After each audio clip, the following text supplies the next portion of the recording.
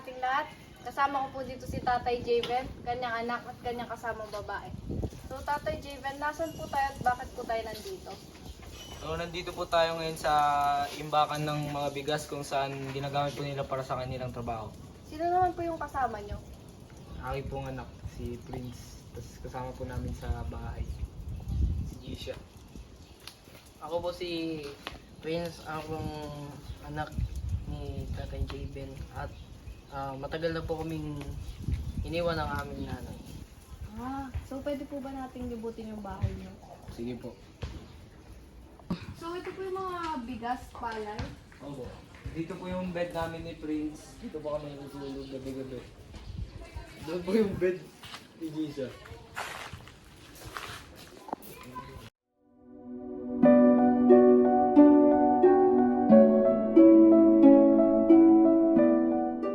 Nakapag-aral pa po ba si Prince? Hindi na po. Bakit po? Minsan nga po. Si Prince na lang po naghuhugas sa mga plato para makaus po ang buong araw. Para makadagdag sa tulog. So sa edad niya pong 12 years old, halos nagtatrabaho na rin po siya. Ano niyo po si Gisha? Kasamaan lang po namin siya sa bahay. Matagal-tagal na rin po siya dito bago po kami dumating. Nandito na po siya. Kasamaan po ng amo namin. So balik na po kayo? Pumunta ang aming team sa Dole para maayos ang kaso ni Tatay Javen. Nais ko po sanang i-open sa inyo ang kaso ni Tatay Javen at ng kanyang anak na si Prince. Tama po kayo ng naguntahan dahil ang duli ay maraming services, lalo na sa ganyang sitwasyon. So ganito po yung kaso. Si Tatay Javen po at si Prince ay nakatira sa isang umbakan ng bigas for 12 years. Si Tatay Javen po ay nagtatrabaho sa isang mayamang pamilya.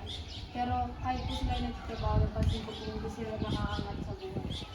Ano po ba ang trabaho ni Tatay? Si Tatay Javen po ay isang driver ng mayamang pamilya. Hindi po ba sila naaabuso?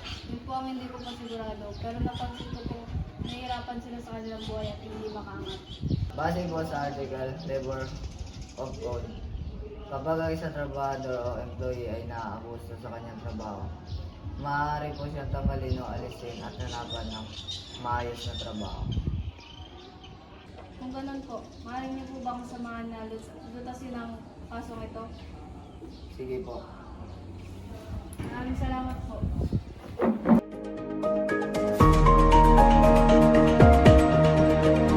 Dito na namin sinimulan ang kaso ni Tatay Javen sa pagpunta sa kanilang tahanan kasama ang mga opisyalis ng Dole.